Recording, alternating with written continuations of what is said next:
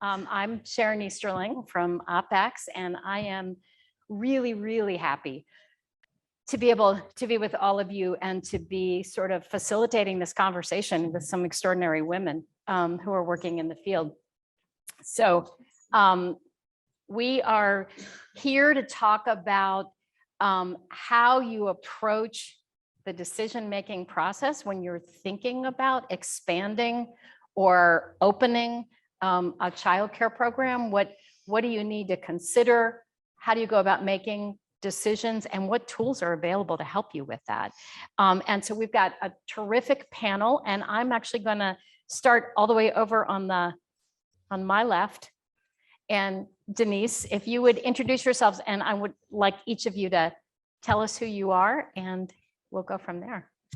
Hi, everyone. Thank you for joining us today. I'm Denise Sayer, and I am the innovator of the ECE Shared Resources platform. So my background is in organizational management, and I used to be a quality auditor for an international aerospace standard. So very bizarre, right? How did I get to early childhood? And I've been actually in this role for almost 15 years. So I work for an organization that helps small businesses actually survive and thrive in environments when there are big box organizations. And we're doing this work to help nonprofits with scale and sustainability. And interestingly, we presented this to a group of childcare people. Cellissa was one of them at the table at the time. And they said, if you build it, we'll be your first partners in this. And that actually ended up being the state of Colorado, actually not the state, but an organization, nonprofit in the state. And they're still partners of ours to this day. So circuitous route to be in early care and education, but I love the work, and hopefully you'll see the impact we're having nationally as well as locally. And I'm Cellissa Hoyt, and I've been in the field for, well, since the early 80s. So that will tell you about how old I am.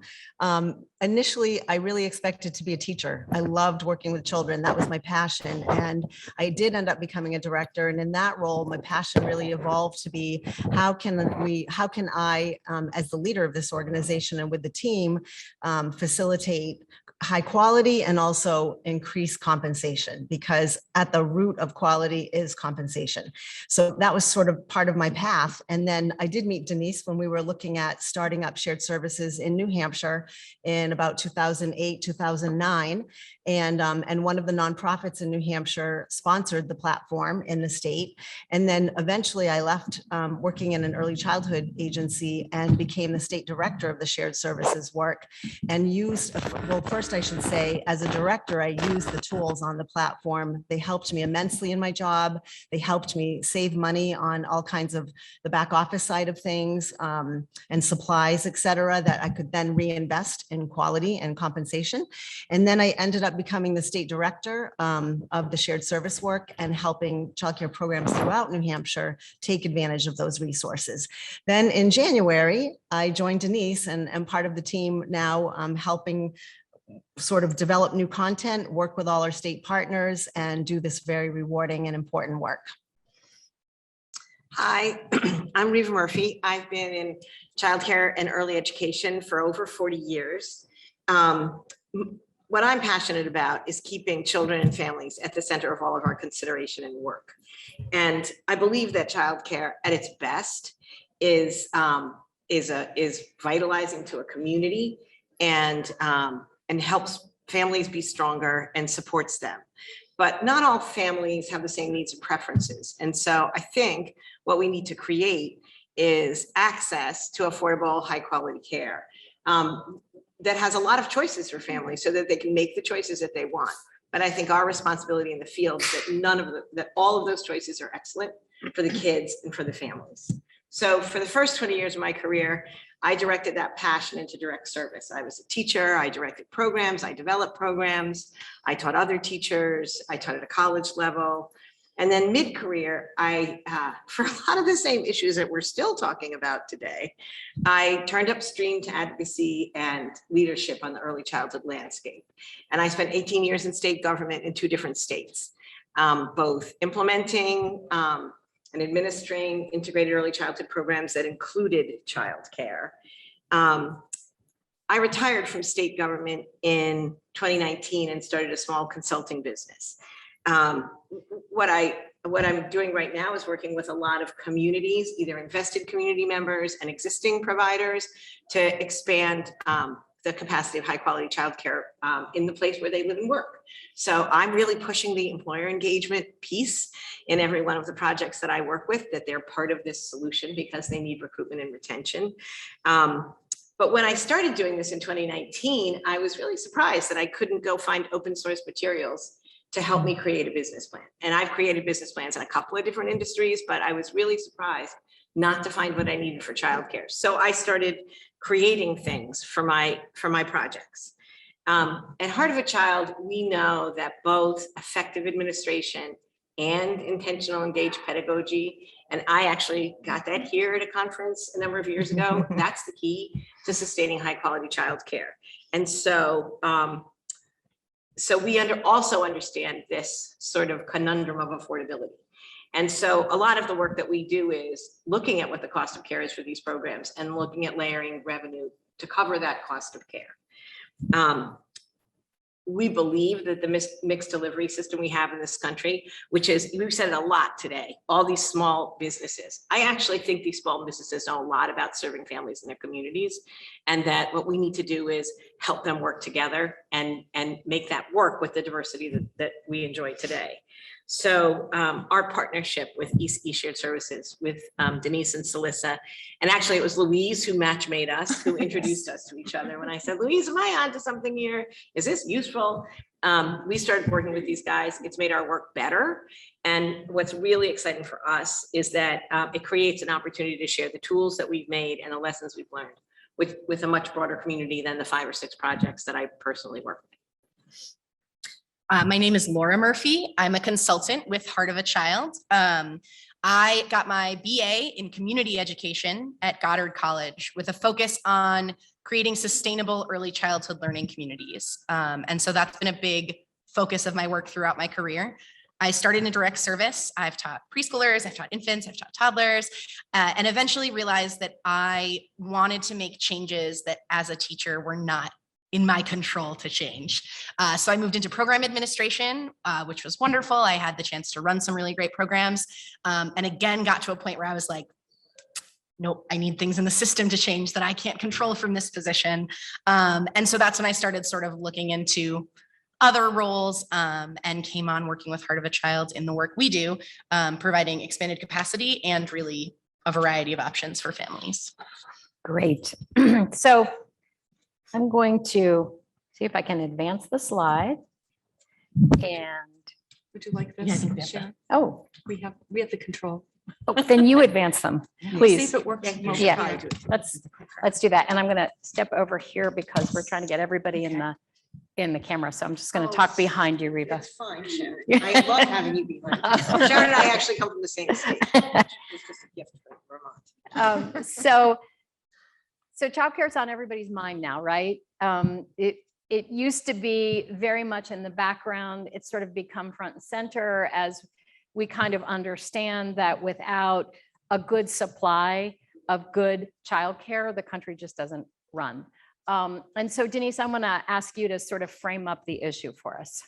Thank you, Sharon. Can everybody hear me okay? Okay. You might turn the No? mic just a, yeah, Okay. get a How's little that? closer. better? Pull Little it just better? a little closer to her, Cellissa. There you go. Thank you. All righty. So as you can see here, there are some very dire numbers, and I'd like to take a macro perspective look at the landscape, because I think we all agree there is a common challenge, and the numbers do feel quite overwhelming, with 34% of families telling us that they're facing serious problems finding high quality care and affordable care when adults need to be in the workplace. And that's resulting in 57 billion in lost earnings, productivity, and revenue in the US economy as a result of this crisis. And we know, right? High quality and affordable care is necessary to thriving economies. Without a workforce, businesses can't thrive. With businesses that can't thrive, communities will fail. We also know that for every dollar that is invested in the early care and education of a young child, it returns $7 in other community and societal benefit in the long run. So it's impactful. The numbers are very, very telling, and it's been evidence-based and proven. So now what are we looking at from that big perspective? We are a force to be reckoned with. We're a $65 billion organization. That's what childcare is. It's a $65 billion industry. And it has huge potential for growth. Dun & Bradstreet forecasted a growth of 9% annually. And I think, as we know, with businesses that have gone out of business, the need is even higher, and there's a huge opportunity to fulfill that. But we're looking at a crisis, right? The pandemic brought about a crisis, but in the Chinese language, the word crisis is actually made up of two characters. One character that means danger. The other side, the character means is opportunity.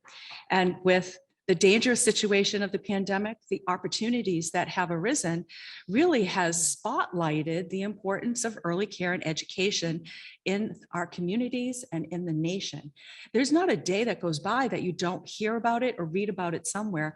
And the Wall Street Journal seems like it's made this almost a weekly article. So I think what we're seeing with all of the funds and the grant monies, ARPA, stabilization, CCDF coming into our businesses, that there is a desire to help the industry, help it grow. And for the first time ever, I think we're seeing shared services is written into that. And so what we're going to talk about today can be a shared service. There's multiple models, the way this is going to be delivered. But the reality is we can do this with national tools and resources and impact local communities in a very meaningful way. Thanks. So of all the things that you could have done to address this situation, you chose this particular set of resources and this approach. Can you guys talk a little bit more about why this and why now? So I'm going to tee up the first part of it because the numbers are really my bailiwick. But, you know, I thought this was quite impressive, is that 95% of the childcare market is controlled by locally owned, whether it's nonprofit or for-profit businesses. And only 5% of the market is controlled by big box childcare like La Petite Academy, Bright Horizons, Knowledge Universe, the familiar ones. So there really is this huge opportunity. Why? Because they're agile. Local businesses are agile. They know what their communities need and they can respond in a very meaningful way. These larger organizations, may have the money, they may have the depth and the bandwidth, but they move a little more slowly and they're not able to respond to these market opportunities in the way that locally owned businesses can, if they have the tools to help them. You want to take the next one, Yeah. Laura? So, I think one thing that we discovered both in our time in the field and especially working with our clients now is that starting and sustaining a childcare business is really unique work. It's not simple, it's not easy, and it's different than other businesses. So you could be a phenomenal executive of a grocery store, but you won't be able to turn around and run a childcare center the next day because it's just a different business, both on the front end of the service you provide and the work that you do, and also on the back end of running your business. This was something we ran into a lot with our clients, is that a lot of the materials that were out there were not applicable to the work they were doing as childcare providers. So a lot of the guidance that was out there for them was not customized to their needs. Startup and expansion bring additional challenges and opportunities, especially as the field has this need for capacity. We're in a unique place right now where there's a lot of great funding opportunities that have come out to expand capacity and provide more care. But it's also complicated. And especially right now with the workforce issues we're having, you need people to expand. and that's hard. So we know that those things are really unique to childcare.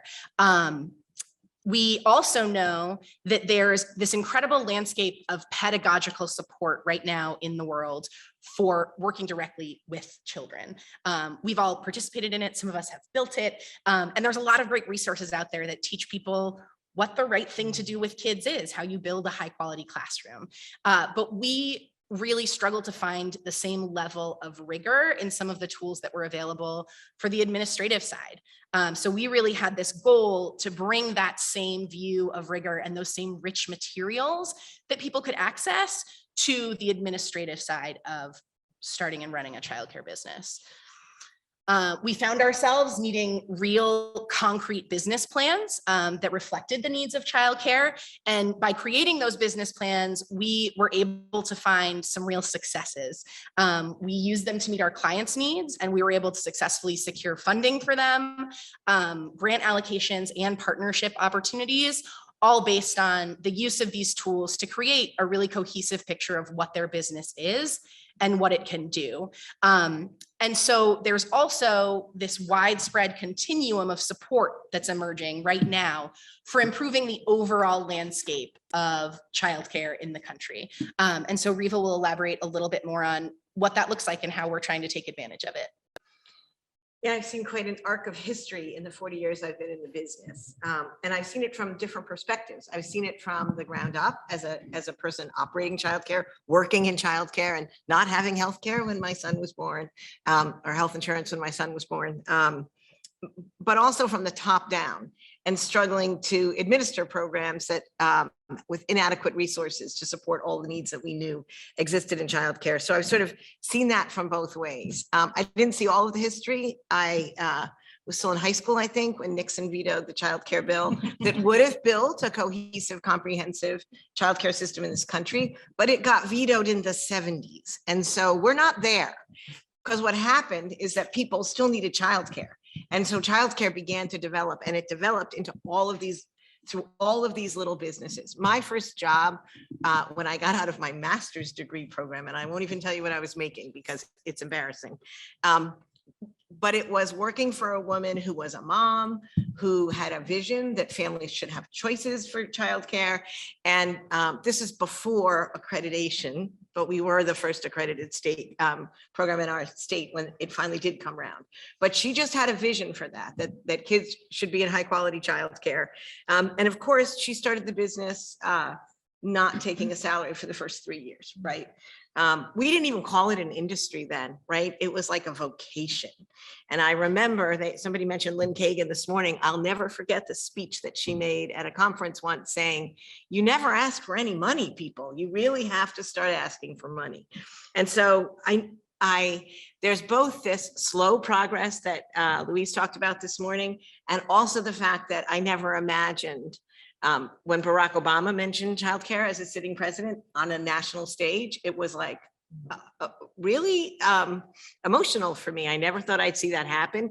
And now that there's all this amazing support happening, or all this amazing conversation happening, I didn't think I'd see this in my lifetime. So I'm encouraged. That is this opportunity. So we're talking about these sort of things that are happening at a federal level, at a state level, and how shared services works with them to create what is really pretty unique. And I just want to say one thing, because I remember back in the early 2000s, we would say things like, it's a window of opportunity, quick, we better get through it, like, or, you know, or we're going to miss it. I don't think it's a window. I think it's an opportunity, and it's our job to keep moving it forward and to keep it on that scene. So we've come a long way. We have mountains of research. We don't really have to prove in this country that childcare is good, right? What I have found with business plans is we have such a mantra now around childcare being broken. I spend a lot of times proving to my clients, some of whom are employers, some of whom are local municipal people, that it's actually possible to sustain it and sustain it well. So like, I don't actually buy the brokenness. I think we're broke because nobody gives us any money, but I don't think we're broken. I think we know what we're doing, and all we need is the resources to use the knowledge that we have. So the silver lining of that sort of dark cloud of COVID was that it really shone a bright light, I think, on the resilience. I mean, childcare stood itself up. A lot of people did close, but I saw a lot of people stay open and take care of kids and take care of families. So it showed a lot about the power and resilience of the industry. But it also shone a pretty bright light on these deep fissures that we have that are left over from this fragmented policy environment we've all been working with all of these years, right? So people are trying to fix that, and it's going to take time. What I find is that because I have government experience, I can read government speak and I help my clients sort of make their way through some of these funding opportunities. So there's a lot going on at the federal level. There's the American Rescue Plan Act, that's the ARPA. Not only are states flooded with new money, also towns are, right? Like some of this money is going directly into towns. So it's quite an opportunity for people to get some one-time capital funding to build, repair, renovate, and do expansions of that type. It can be complicated, but we'll talk later about getting the help you need when you need it. But it's a huge opportunity and it's a lot of money. And it's probably one-time money, but it'll get sustained later. Ria talked a lot this morning about CCDF. I administered CCDF for 18 years. I believe in it as a great tool. It needs to serve a lot more families into the middle class, and it needs to pay rates that pay the cost of care. But if you ask me, the people who know the cost of care are people who work in childcare, not people who work in government. And this is from a recovering bureaucrat who was in government for 18 years. But that's a huge opportunity. And then also the USDA Rural Development folks have written a guide to expanding childcare with the Federal Office of Childcare. So that's online and available to folks. It's a really good resource on funding. So there's a lot of federal dollars that's flowing into states. One of the things and so this is something to mention, there's a lot of business training going on at states, and we think that's important. We'll talk a little bit more about how some of that business training is a little overwhelming in the childcare field because it doesn't always feel like it's applicable to the work we do. So that speaks to what Laura said was unique, and which is what our tools have to do with that. And so the other thing that we did, because, you know, there's two of us, we work with 5 or 6 projects at a time right now. But we created this intentional coaching communities opportunity where we could sort of walk with people down this path using these tools and doing that. And the great stuff that's happened since we met Denise and Cellissa is really that what we're seeing in shared services, it's an opportunity for people to learn together, to have the tools available to them, to work with that.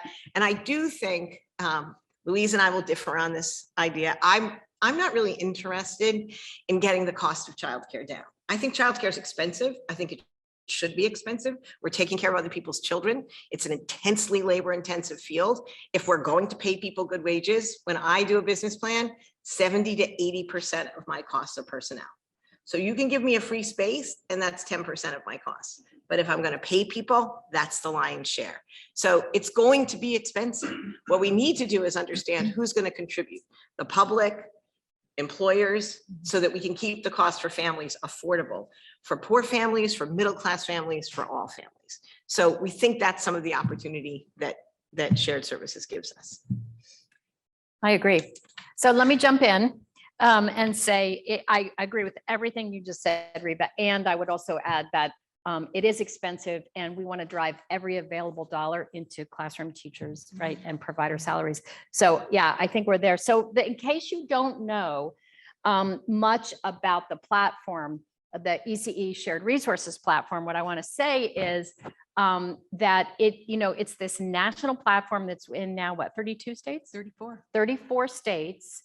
And the whole idea behind it, because I was way back in those early days too. She was a thought partner with us many years ago. The whole idea behind it is when you find a group of people that are doing something that's kind of best in class, you take that resource and you make it available in a format that lots of other people can use it.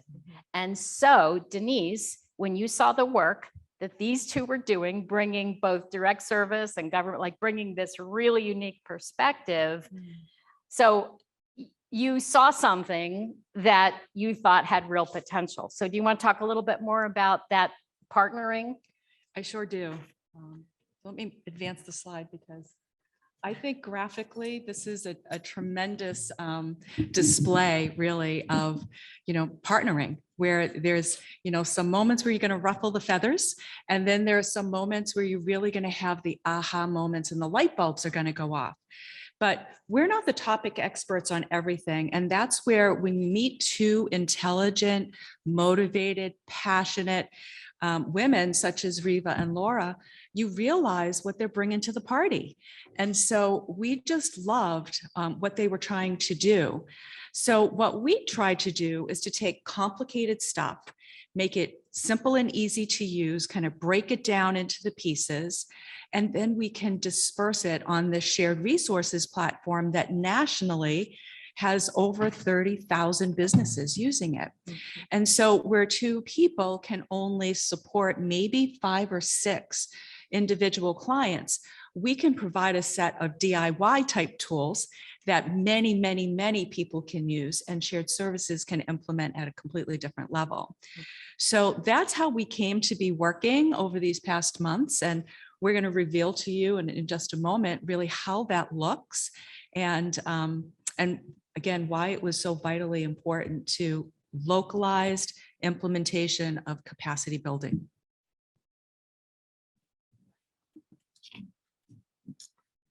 So yeah, I think that for us, both of our organizations came from these sort of different perspectives, these different expertises in the field. But what we were able to do by bringing together sort of each of our strengths and each of our key ingredients is make this even stronger thing together. As Denise often likes to say, like Emerald, bam, we were able to kick it up a notch and really take, these tools that we knew were useful from using them with our clients, and this platform that they've created, which is an incredible way to communicate with so many people across the field, and combine them into a resource that's really going to be useful for practitioners and for entrepreneurs. We know that there's a wide spectrum of childcare providers out there. There's people who have a ton of experience or who just entered the field or who might be fresh out of school, and they're sort of all over the place. And they also have a lot of different experience and comfort in terms of business management. So there are some people who come into childcare and already know a lot about business and profit and loss statements and how those things work. And there are some people who just really love kids and teaching and want to provide care to more kids and end up running a business with employees. And that's a new thing for them. So we really wanted to be able to meet providers wherever they are with these tools. So what we had done in our work is created this singular set of business tools that support the starting or expansion of a childcare business. So there are things that you can sort of hand to someone and they can use to create a business plan that they can then use for funding, for grant opportunities, for that sort of, and for licensing. A lot of your business needs will be covered by that. And so we created these tools, and one of the things that Shared Resources really helped us do was develop a continuum of support to use those tools. So a variety of different ways that providers can interact with and access those tools that are going to work for the level of need that they have. So what we have as sort of the core is our DIY model. And so that is on the ECE Shared Resources platform, we provide direct access for providers to these tools, which they can use as they are now to build themselves a business plan. They can also do some level of customization to them, depending on their own level of comfort and understanding with Excel and with how some of those spreadsheets work. And so all of that is there with them to access, to look at, to use as that foundation that they can get to through their shared services platform. And then we also created 2 other options for people to sort of interact with and utilize these tools. So we created what we call our Do It With Me model.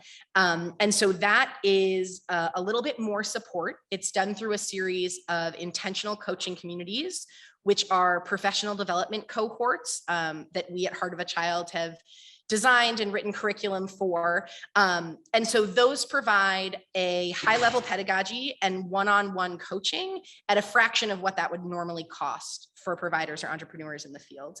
And then we also have our do it for me model, and that's more hands-on. It involves both consulting packages and product management. And we found that it's a particularly good fit for projects that may be a group of businesses wanting to invest together, community coalitions, really projects where you may not already have one set leader or champion, and you can really have us come in and help do that and move you through this process. Yeah. All right. So so as you can imagine, it's a pretty big decision. If you're an individual business owner, making the decision about whether you're going to start or whether you're going to expand your business is pretty complex, right? And so can you talk some more about the resources that a director might use to make that decision?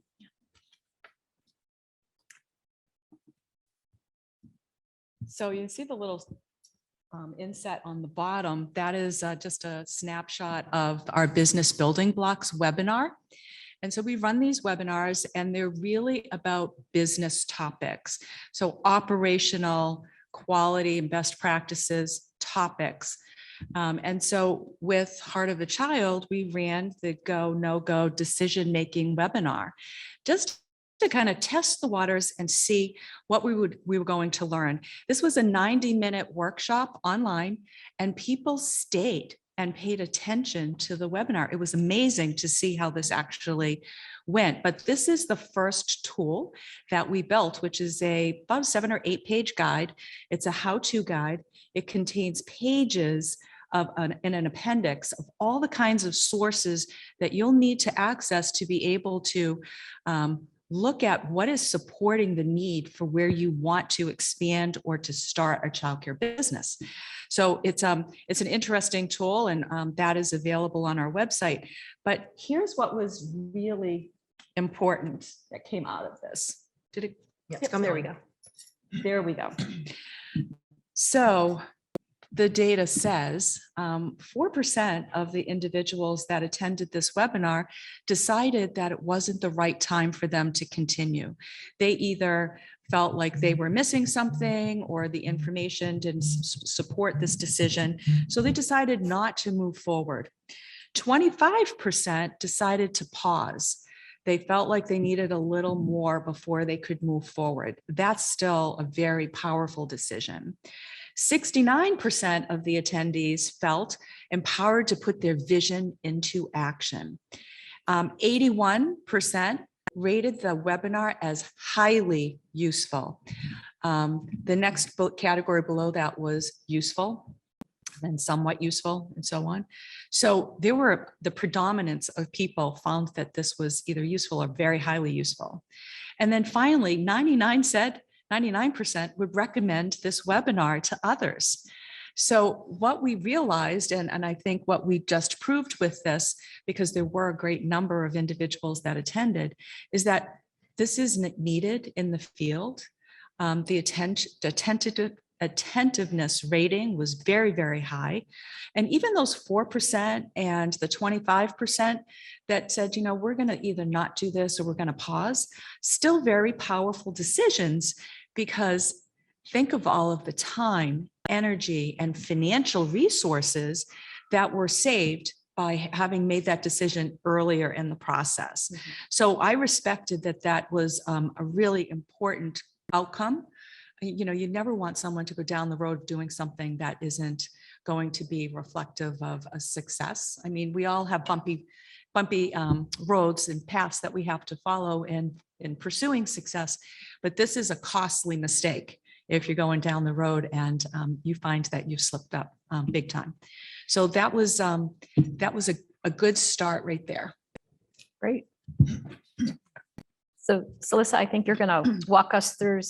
You're going to get into the weeds, right? I'm going to get a little bit into the weeds. All right. I'm going to get into the weeds with some of the DIY tools that are already on the website, and with more coming very shortly. This is a screenshot of the page on the website where we have the how-to guide. As Denise mentioned, it's an 8-page guide, and it really walks someone through all of the key pieces of decision-making that they have to consider, so that if they do decide to move forward, that they're doing so in a really informed way, and that they have all of the answers, they know what answers they need, and they know how to get them. Let's see, the next slide actually shows a little bit about the other tools that really, once someone makes the decision to move forward, these next tools help them walk through each step in the process. The first is obviously defining your business model and really kind of taking a look at what are the different components of that. So each section has a guide and then has the tools that support someone through the process that's outlined in the guide. Step two is staffing and competitive compensation. The financial planning is very much driven, as Reeva said, by what are the expenses, what does it cost to actually run a high quality program, and determine your expenses first, and then build your financial revenue model to support that. And then finally, step three is really about the budget planning tools and the documents that not only help you plan the project cost, the startup costs, but also then annual ongoing operations in a sustainable way. So I think Reeva is going to expand on this. Yeah, so I think there's a new slide. though. Yep. Yeah, so part of what we did that's a little bit different than what happens in some traditional business training is we're just like laser focused on childcare. What we use for a business model is a tool which I did not invent, I borrowed, called the Canvas. Some other really smart business guy invented it for niche businesses like childcare. So it's on a page. What's your value proposition? Who are your clients? How do you know that those clients are out there for you? Do you have partners? Who are they? How are you planning to maintain your full enrollment? Because we know that's enrollment. So that's on a page. So when you're going to funders, whether it's a private bank financial institution or public funders, it's a great snapshot that shows what it is you're planning to do. And then the very next place we go is to staffing. Because like I said, that's 80% of your costs. And so literally our tool allows you to staff your program. And one of the things that we think is really important besides competitive compensation. So we have our clients develop a wage scale, offering them options about what we've researched around wages in their area, but they develop a wage scale. They develop a benefit package that goes into a spreadsheet that feeds into the other things. And then you literally staff your program. And we believe in good jobs. Like we believe that people, there's actually some research that shows people move around in this field, and the best people in the field move around to the best places that employ them. So we want these jobs to be not only well compensated with, as we always put it, health insurance and retirement, but we also want them to be a job, where you work hours that work for you, where you're not cleaning the bathrooms as well as taking care of the children, right? So we go right to that place first, and then that feeds into the expenses. And then the rest of the expenses are really, in a way, easier. The next highest expense is food after staffing, right? And we build that together. And then once we know all of that, we get a tuition rate. I have started using, I know we tend to do infants, toddlers, and preschool rates, and that's the way the subsidy systems are often built. But if you look at those age groups, infants is generally birth to 24 months, which is 2 years. Toddlers are sort of that 1 year of 2, and then you go into preschool. And the reason they do that is because the ratios are so much bigger. So I generally just go, it creates a real model anomaly to use 1 year versus the others. I do an infant toddler rate for that entire time, which is either 1 to 4 or 1 to 5, usually in most states. And then we go to preschool. So we get those 2 rates. Look at what the tuitions are, and then we start to model who's your enrollment target.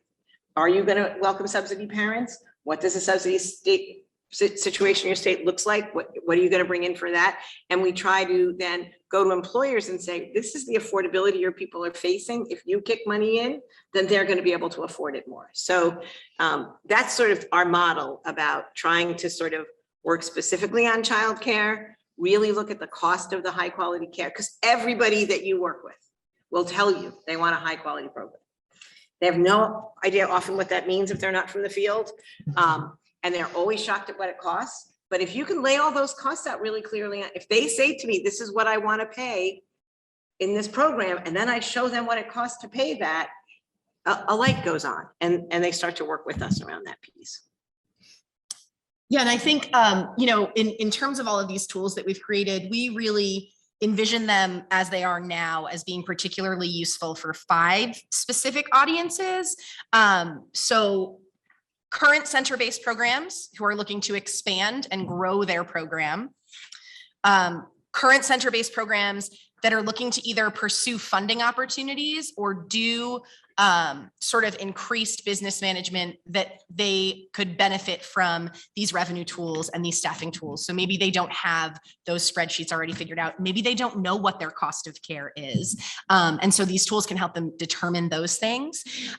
We think that they're really useful for family childcare homes that may be looking to expand into centers, move out of their own homes and start managing a space, start managing employees, which may be new for them depending on the structure in their current program. Individuals, organizations, or coalitions of people who are looking to start a program. So whether that's, you know, businesses that have banded together and said, we need to hire employees and our employees need childcare. What can we do? Or if it's a town that's come together and said, our town believes in this. How do we make it work? Our tools can be really helpful in guiding that. And then, as Denise mentioned with our Go No Go workshop, for providers who are trying to decide if they should expand, or for teachers who are trying to decide if they want to run their own program, that workshop and looking over these tools will really give them a realistic picture of what that process would look like and if it's something that they actually want to pursue, or maybe aren't interested in it at this moment. So we would definitely love to customize these tools to be more applicable to family childcare homes as well. Our experience is really based in center-based care. That's where I did the majority of my work, and that's where a lot of our experience comes from. But we're very interested in hopefully in the future being able to partner with a family childcare expert to bring these same tools and this same rigor to the people who are in those positions and who are running those programs. To Laura's point, you know, we've heard a lot about programmatic pedagogy. This is a set of business operational pedagogy, tools for the director to make these really difficult decisions. And I think that's the difference that sets them apart, and why we think that the work that we're doing is so vitally important to communities and states. So I want to do a room check real quick. All right, guys. And that is, so we're talking about these resources. I want to make sure that there aren't a few of you sitting out there and saying, where the heck would I find these resources, right? So, do you all know, and let me think about how to phrase this question. So how many of you currently have access to the ECE Shared Resources platform? Okay, so some of you, so quite a few people actually didn't raise their hand. So Denise, do you want to describe, just really quickly talk about how people get it? Because maybe some of those, what's 50 minus 34? 16. 16. So there's 16 states that don't have the platform yet. So, and yeah, go ahead. I guess I'm from Texas, and I was actually looking it up on the website. It looks like there is one in Texas, yes. Yes. Is that something like quality providers in Texas, for example, have access to? That's a great question. So every state that has the platform, I'm sorry, Denise, I'm talking, I'll go real quick and then you can. Go for it. Every state that has a platform works with an agency in that state, and they have a license, and that group sort of gets to decide who's going to have access and how are they going to have access. So we need to get you connected to the Texas Tools people, and Denise can help you. It would be interesting to know how that works, so that we can kind of advocate for, the right people having. Absolutely. Absolutely. Right. Sure, So, absolutely. You can find all of the 34 states that have a platform. If you go to ECESharedResources.com and look at partners, and you'll see all of the states that have a platform. You'll find contact information there, and you'll find the URL for that state's platform. But great question. Sorry, it's confusing. We white label our product when a state licenses it so that it can become very state specific. In Georgia, it's the provider resource hub. It's in Pennsylvania, it's shared source PA. So it can be very, very different. In New York, it's the New York Early Learning Hub. So all the names and faces and branding has changed, but the resources that are behind it are all 100% and more from our national ECE Shared Resources platform. All right. And so if you have other questions about that, just grab Denise after the, or Cellissa. They have a table too. Yeah. Oh, yeah. And they have a table. That's right. Yeah. So great. So I wanted to make sure that people kind of like, I'm a person who needs a visual map. And so I wanted to make sure people had a vision of where all this stuff lives, because it's great stuff. So I think I'm going to hand off to Cellissa now, right? To talk about did you want to say more, Denise, or? No, I'm Okay. good. So Cellissa actually did this work of being a child care program director. And so while there's a tremendous amount of financial information that's needed and financial management, there's also other parts of the job, right, Cellissa? Would Yeah, you like there- to talk about There that? sure are. I did this more than once and never expected to, as a director, need to relocate 3 early childhood sites and renovate and expand and all that. And Reeva and Laura hadn't developed their model yet, so there wasn't any great place for me to go to get all of those DIY and do it with me tools. Anyway, working with Reeva and Laura has taken me back to that time when I was a director and doing that facility work that was both rewarding and at times unbelievably intimidating, because I majored in early childhood education, thought I would be a teacher, didn't expect to be needing to move facilities in order to keep us open. So when I was a director, we had 3 early childhood sites and 2 school age programs, and the early childhood sites were in really poor quality work, really poor quality space, and in jeopardy of perhaps not staying open. So what I learned, and I think that actually helped me plan well and prepare well for the process that we went through, because we were in space that made the teachers' jobs much harder than it should have been. And so what I really learned was how important it was to plan for space that optimizes both quality, the quality that you want to accomplish, and also financial performance, because the spaces we were in did not maximize our financial performance at all, which made it harder to have all of the revenue possible to invest in compensation. So, really, I think planning space that minimizes burnout of teachers, like that's a really crucial thing. And then planning physical space that allows for flexibility. So knowing that, whatever you open with, whatever you move into the new space, you may not always, the needs of the community may change, the needs of the family may change. And so you want flexible space. Infant classrooms are a smaller group size, which means you could get away with fewer square feet. But if you plan for larger square feet that you would require for a 4-year-old classroom, then that space is flexible in the future. And so all of this kind of thinking kind of helps you plan for and prepare for the future, a strong future, and spaces that will support your business for many years to come. So Denise is going to talk, that's the flexibility part. Denise is going to talk a little bit about strong direction, and then we're going to get a little more in the weeds of some of the curveballs that come up when you go through this kind of a process. So I want to talk about the balance piece of this, because I think what we find is that the poor director here has to wear all the hats. They're running the program, they're expanding the program, they're being the project manager for the building project, and so much more. And that is a recipe for disaster. It's not an easy job, and they need support. And so when you go through this, one of the things is you have to pick a person that will have the capacity and the expertise. And if that is the director or owner, fine.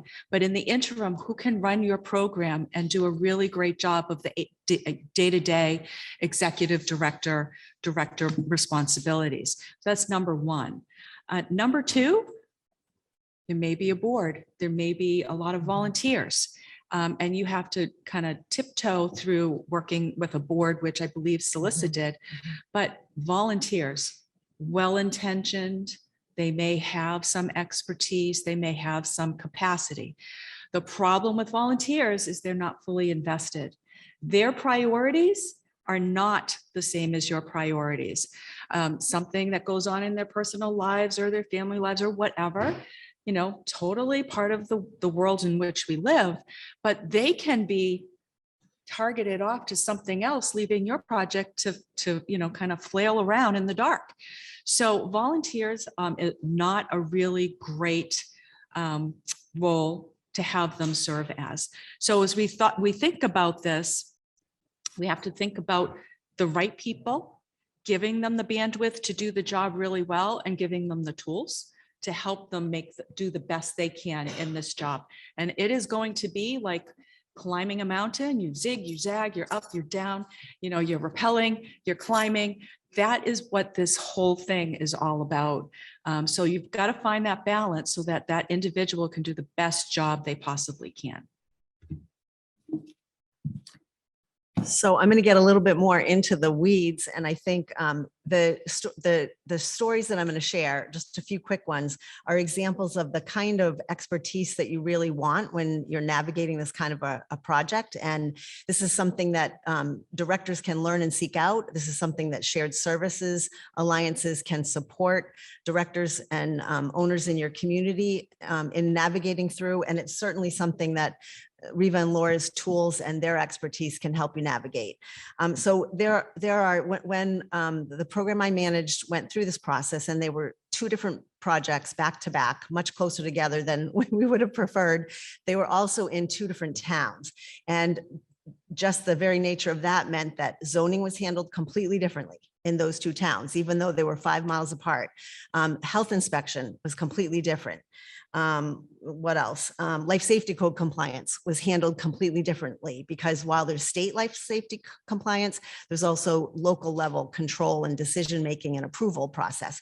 And so, navigating that, and then to complicate matters more, one of the facilities that we were located in and then relocating was on a university campus, and the university owned it. So we had all of the layers of their requirements and their compliance and their, what they wanted to see happen, and their campus architect being involved in the project. So I think I share this because there are so many moving parts to this kind of work, and having the right guidance and the right time freed up to work on this. What we did at the center I managed was hire a project director through the first project, very part-time. She wasn't a decision maker, but she had the expertise to make sure that we touched upon all the key points, and that every time, time-sensitive decisions need to be made, she made sure we had the information we needed so that I could work with the board and we could make those decisions.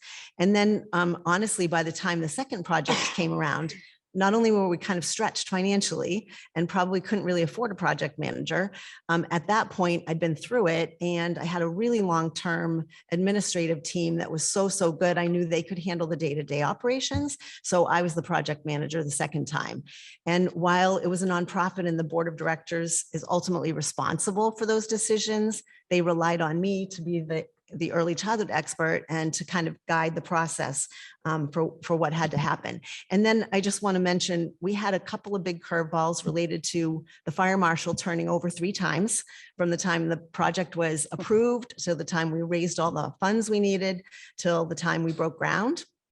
And that created some curveballs that we never expected. And thankfully, because of partners in the community, our shared services partners, actually the Community Loan Fund, who is our lender, we were able to navigate some curveballs that I actually thought were going to cease and desist the whole project. And it didn't happen. We were able to move forward on time, on budget, and get the work done. So Reeva is going to talk a little bit about project management, but that's a really key component of this when you think about what you need to accomplish and all the decisions that need to be made.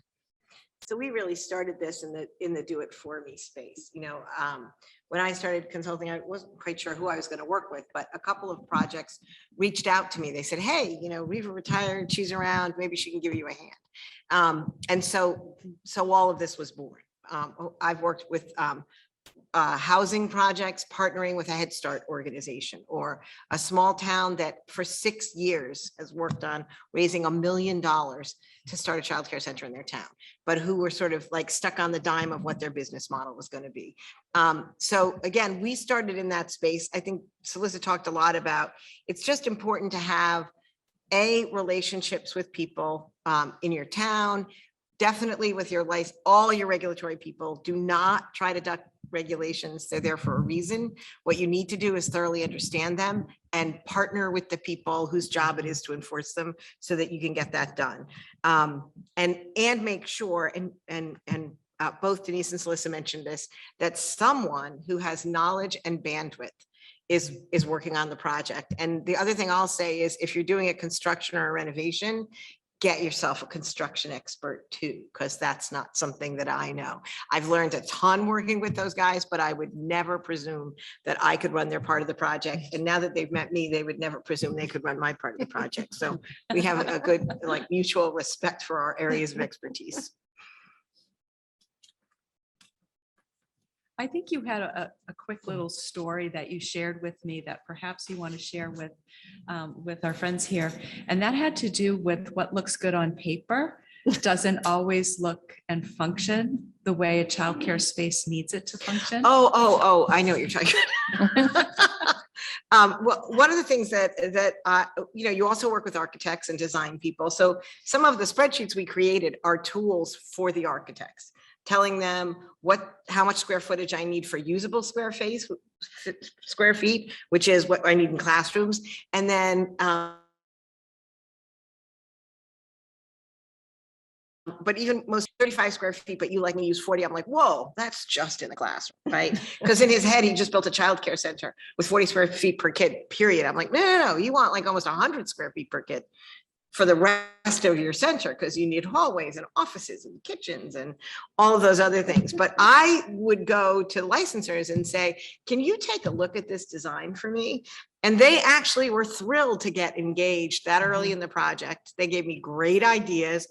They gave the architect great ideas for visibility into the bathrooms. And so we had them on our team right from the get-go with looking at the center design and talking about that, in addition to, like, I wish I'd had a director like Cellissa talking about flexibility of space at the same time. But again, but we do talk about flexibility of enrollment. So I think it's important, those partnerships, those relationships, and having the expertise and bandwidth is sort of the story around that piece. Yeah, so I want to elaborate just a little more. First of all, we did involve licensing, and they were key partners in helping to inform the process. And it also meant that it was really smooth sailing to get them to sign off when the space was done, so that we could open very quickly, because we had also had to move into temporary space anyway. Long story. So I think, what we've shared today, one of the goals in terms of what we shared and the resources that have been developed are to help avoid the points of pain. And, some of them will come up, but at least if you have resources to navigate them, you know what to look for, you know what to plan for, and then how to navigate some of those things. It's going to help ensure that someone lands in a successful place at the end of the project. And, maybe you can get a sense from what I've shared, but I was in the weeds of all of it. And a lot of that was because we had such poor quality space for a long, long time before we had this opportunity. And so I was determined to make sure the space was going to work really, really well for the children and for the teachers and the families. And also it had to work fully for maximizing financial performance. It's about the group size that's permitted for each age group, but then does that fit your philosophy and your quality requirements? And so you may have to tweak that a little bit. And so it really is about balancing both. And I think the key thing to keep in mind is that being in the weeds will help ensure that you end up with an end product that you're happy with, that meets your needs. And knowing that this is absolutely, without a doubt, the largest investment any childcare business will ever make. And you live with your decisions for years, if not decades. So really important. And I'm so thrilled that we're pulling together these tools together to help guide people. So I'm doing a time check here. We've got 20 minutes left. I want to do a round for each of you to sort of wrap up, but I have to just tell you a really funny business planning story. So I was teaching a director course several years ago in Philadelphia, and one of the women in my class was this great entrepreneur. She was running a childcare program out of a row house. We have a lot of 3-story row houses in Philly. And so we were talking about space and optimizing the space, right, for you. And so she was describing her classroom, and she had, I don't remember the exact numbers, but like she had a room where she was serving preschoolers, and ratios said she could do 20 kids in the room with 2 teachers because it was 4 and 5-year-olds. But the room was only big enough to hold 14. So she had 2 teachers, 14. So she was having a 1-to-7 ratio. And she also had some 3rd floor space that she wasn't using. Anyway, I helped her calculate. So she told me what she was paying per square foot based on her rent. Then I helped her calculate what she was really paying given that lost opportunity. So on the lunch break, she went and called her landlord and said, so my actual square footage rate is, and she told him and explained it. He said, who have you been talking to? She said, Right. well, I'm taking this business class. He said, I'll tell you what, I'll reduce your rent by $600 a month starting next month. Can you believe Wow. that? That's great. Yeah, great I story. thought that was a great story.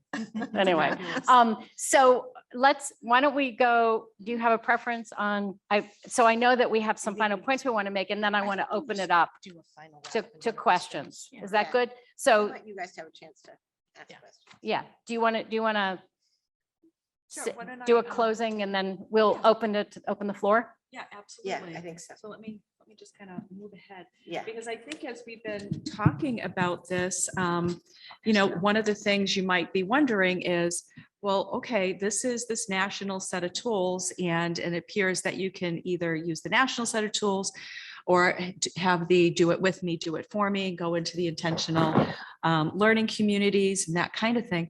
But there's also this other opportunity, because I think shared services are boots on the ground in the local communities, and you have a real pulse on what's going on in those communities. So looking at the resources that we've just talked about today, and if you combine them with some of the other resources that we've also created that help support this whole expansion and startup, is the Iron Triangle of Finance. We have a whole financial management toolkit. Not only does it explain and a how-to guide all about it, but it gives you the actual tools to do the work.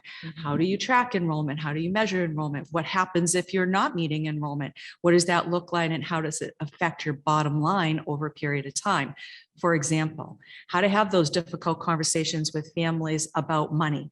Those are the kinds of things that you have to really manage well in order to make sure that that program that you've just started up or expanded is actually sustainable, right? And then again, of course, with the tools that Reeva and Laura have put together, I think you're going to have a very strong opportunity to be highly successful and to thrive. So that's one way.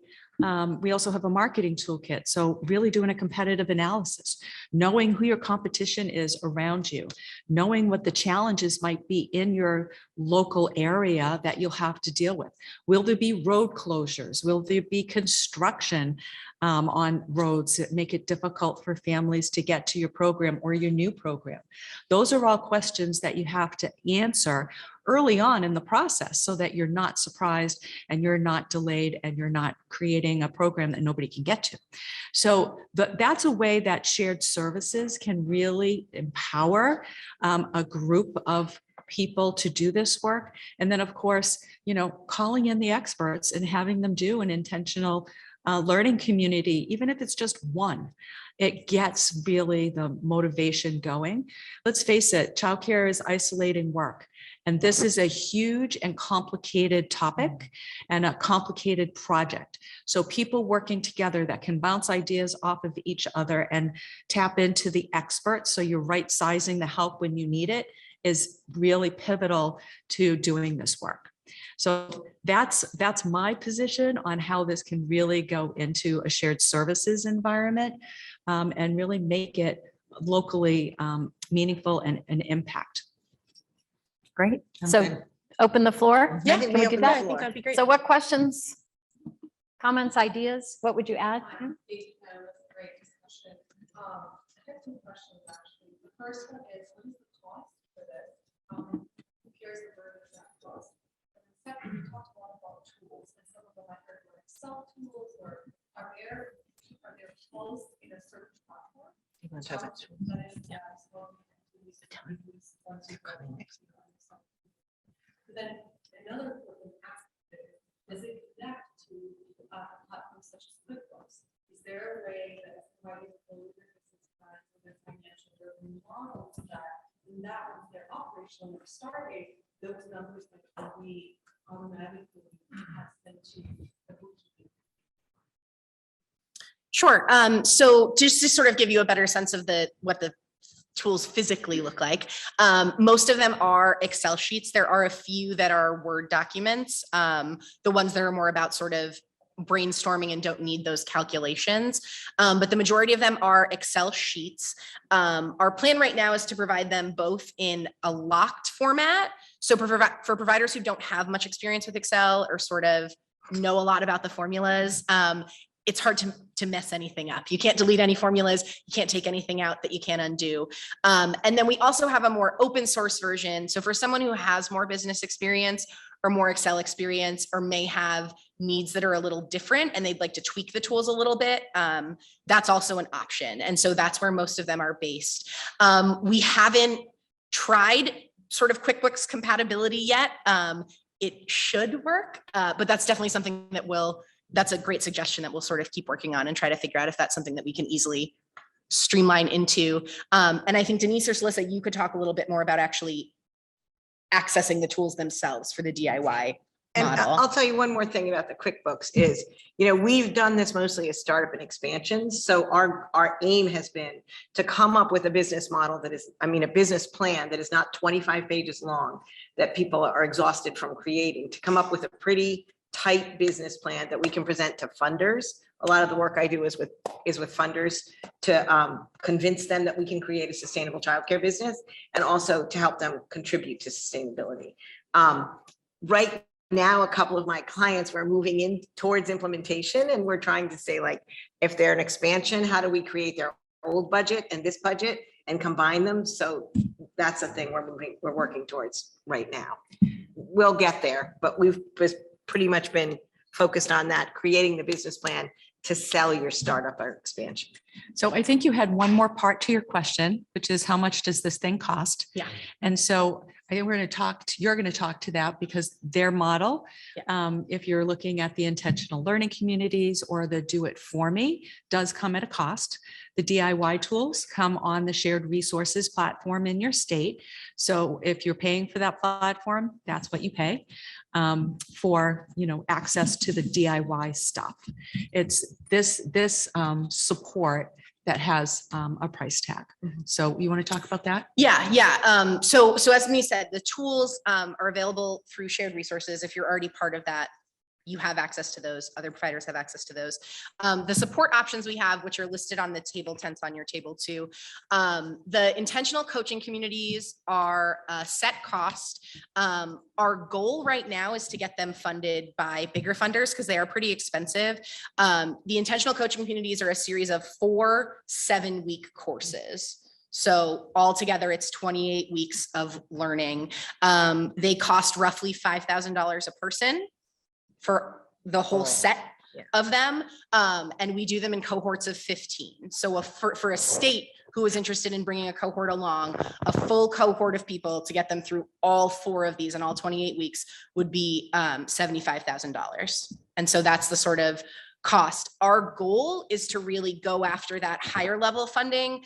The $5,000 is a big cost for providers upfront to pay themselves. And so a lot of the work we're doing now is trying to find other support that will pay that cost or offset that cost for them, so that they can access this without it having to come out of their own bottom line. So you think we're thinking big, Sharon? Think so. Yeah. And I would just say that if you're still like not clear about how you get to the platform, these guys have a table. And so you should go to their table in between and before and after sessions and things and take a look. That you will show them a demo of what the platform looks like. You can talk about what, if it's in their state already, who do they have to talk to? If it's not there, Yep. how do they bring it to their state? Right. And then once you have the Absolutely. platform, all these resources are free. That's right, 2,600 tools. So it's not small, and it's mostly related to business management and business practice and administration side. So it's really huge. And, when they talk about 75,000 for 15 programs to go through this, it's really a drop in the bucket. And when you look at stabilization and you're looking at expansion, startup, but we're talking about building capacity and building business pedagogy. It's all eligible expenditures. So, bringing this as a shared resources or shared services initiative, and it starts with this professional development. That's an eligible expenditure. So explore it if it's a conversation that you're interested in starting in your state, because there is true opportunity with all of this funding.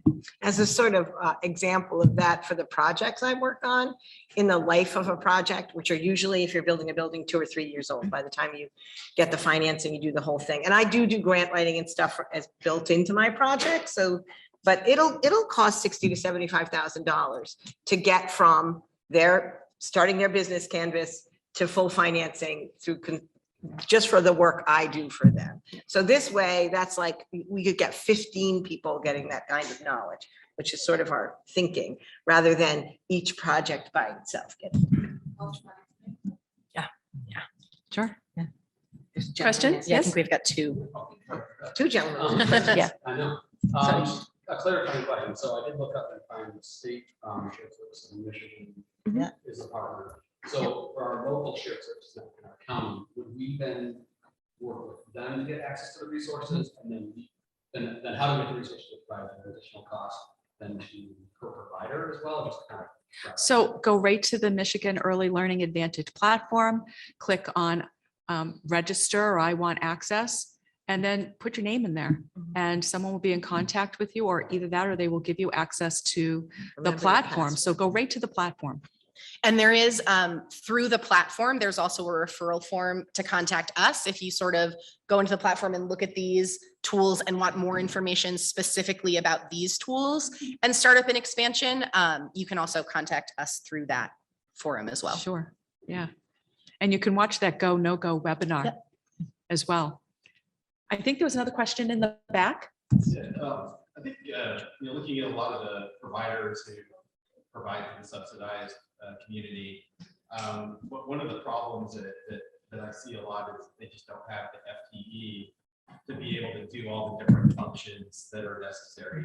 So what almost everybody seems to do is the director is that one person who's supposed to be the CEO, the CFO, the CMO. Oh yeah, and also The take HR. care of kids Mhm. and And expand that train your program. staff. Yeah. And so what we're seeing is that everybody would default to their comfort area, which is going to be pedagogy. Well, so you can learn all these great things, but you don't have the time to actually implement. Is what I'm saying. And so I'm wondering, is there a way, or if y'all looked at like, this idea of maybe like a fractional executive staff that can like provide support for, like a whole bunch of different job percentages. Like you could be the fractional CFO, 15%. Well, I think that's the heart of shared services, actually. Yeah. I think, Yeah. that Sure really is. is the goal, is to look at some of those things that, again, that can be shared amongst a bunch back office things that can be shared amongst a bunch of programs, especially small programs, right? So that can be covered. And I think to some extent, depending on the program, that's what the do it for me model provides. So if you're a person who is running your program full time and you really want to expand, but you don't have time to do that, you can hire experts to do that. So like, that's something that we do. If you need to dedicate all your time to running your program, you can hire us to come in and we'll do all the back end on expanding your program so you can keep doing the work you're doing. Or you could hire somebody locally. Yeah. And they could use the guide and the materials. Like, I don't feel like we're the only people who can use this. We created these because, and actually it was Louise who said to me, like, you need to make these things available to people and just like tell people how you use them. So I'm going to do a full disclosure here, is that the entire guide is not written because that's a little on my back and I still have these 5 projects. But the tools, which are Laura's thing, are completely done with Laura and Cellissa. But you know, we're building that so that other people who may have expertise, but the important thing is the bandwidth. You cannot be running a full-time program as all of those things that you just talked about, and then also have your board or whoever the powers are, or even yourself decide you're going to run your project for an expansion or a new childcare program. Because you'll, I hate to say this word, but you'll fail, right? And you'll get overwhelmed in the midst of it. So somebody has to have the bandwidth to help you. I get called into, we have an organization in our state who is really focused on building capacity. They call me into the projects that have been spinning for a while because they couldn't figure out what to do next. And so, and they're usually partnerships, like Laura said, complex projects, who have been run on volunteers, who are very well-meaning and really want this thing to happen, but they don't have the knowledge and bandwidth to get the job done. So then I come in and I start helping them. And then, you know, they drive the decisions. I just help them shape it all into something. And then I will tell you, some of these funders, we usually start a project now with a federal funders meeting, and we get all the people with deep pockets in our state to sit around the table together. We tell them what we want to do and we ask them how they're going to help. And they are enormously helpful. Who would think that would work? Are you talking about like somebody came to you and said, Like, okay, I want to create a new center for childcare desert, and then you consult with them and you could actually bring in all of the different. right, we put in a phone call to our commerce department, and our commerce department, and I'm telling you, commerce departments all over this country, the federal commerce department, if this is economic development, they are very interested in expanding childcare, and they have some resources and they have a lot of connections. So we'll call them and then we'll get USDA in the room. We'll get our community development block grants in a room. We'll get the municipal people who might have some money in it. Like everybody will be in the same room. We get our community planners and we say, okay, we need childcare here. We want to, you know, we've got this wonderful provider. We want to serve 72 kids. Like we want to do this thing. We need help. And they're okay. Well, we got this program. We got that program. You know, they help us figure out how to fund it. Sometimes they surprise you because there's a lot of regulations, but you know. So I have a funny Vermont story, Reeva. So, oh, was there another question? I'm sorry. Yes, you go first. Question on sort of the financial planning consulting y'all do. Mhm. I work sort of on the facilities side of things. So I'm wondering how you all are advising, you know, people interested in expanding on what is the going rent in like your local market for a child care facility, or Rent is what are construction costs. You know, either renovating an existing facility. Is that included in the work y'all do? So that's what I usually call phone a friend, right? Because I'm not an expert in real estate and I'm not an expert in construction. But I now, through this work, know guys are. So there are economic development corporations. I think they're everywhere, but I know in Vermont, we have probably a dozen of them. They are some of my best partners and they know everything about real estate, local rent. They're best buddies with all the construction guys. Yeah. So if I can get them, and they get paid by someone to do the work they do. So they come in and hang out with me for free because they want this to develop the economy in their region, right? So I get them to be my friend and they have all that information because I know I don't know that and it would probably make my head hurt to try. And so we talk, they bring their expertise to the table. I think in our, you know, our goal is really to make tools that would be useful nationally. And one of the hard things with those costs is that they're so Localized, different and yeah. localized, that we try to provide sort of the calculations and then guide people through how they find the number to punch in themselves, so that they're really, you know, the square footage cost in Seattle is completely different than it is in Vermont. We actually have a service available on real estate. So if you're looking to, you know, move to a new space, buy land, expand, whatever it is, you actually can call these people, and it is a fee for service, but they will help guide you, do analysis. And as I said, road closures, other construction that's going to be, happening in the area. And they can guide you on what the, square footage, rent per square foot should be, what's acceptable, what's not, that kind of thing. So you get a really good sense of the dynamics in your location and make much better decisions using them because they're the experts. So we mentioned earlier, make sure you're talking to the experts when you don't have the answers yourself, because you're going to shoot yourself in the foot if you don't. But that's a service that's available through the Shared Resources platform as well. I worked on a really interesting project, which a very small childcare center in a very rural community was considering expansion. And they got municipal planning dollars. They put an RFP, and it was myself as the childcare expert. We had a construction guy who was the construction cost expert, and it was a real estate advising group who actually called me and said, will you come in with us, and wrote the RFP, because they actually went around this rural area looking at 14 different sites, assessing the various costs in the different sites. I gave them the business plan and the square footage for the childcare center. The construction guy figured out what would it cost to build in those sites, and they found the sites and helped them winnow it down. It was a really interesting project.